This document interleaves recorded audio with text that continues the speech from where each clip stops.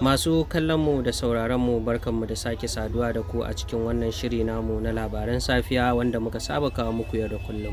Kafin mu ci gaba ga muhimman kanin labaran. Rundunar 'yan sandan Najeriya ta yi nasarar cafke wani sifeton 'yan sanda da ya kashe abokin aikinsa. Kafar sada zumunta ta rikide da cece-kuce a kan kalaman jarumin Hausa Rawan Ahmad. Sannan shugaba Putin ya zargi shugaban Wagner akan cewa yana shirin yi mishi juyin mulki a ƙasar Rasha. Ga cikakkun labaran.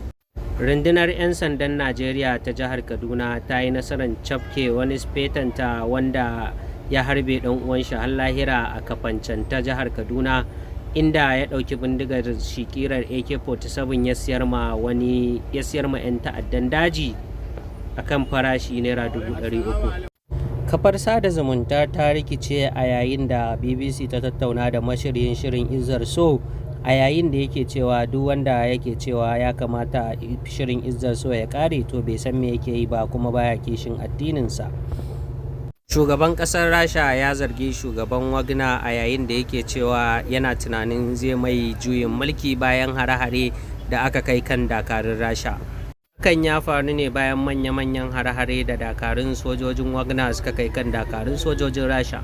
A nan muka kawo ƙarshen wannan labarai, kuma na like, ku yi subscribe sannan kuma na comment idan har kuna jin daɗin shirye-shirye.